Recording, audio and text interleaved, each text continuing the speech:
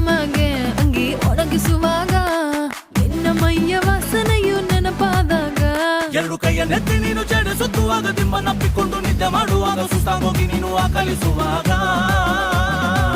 ಬತ್ತವಲ್ಲ feelings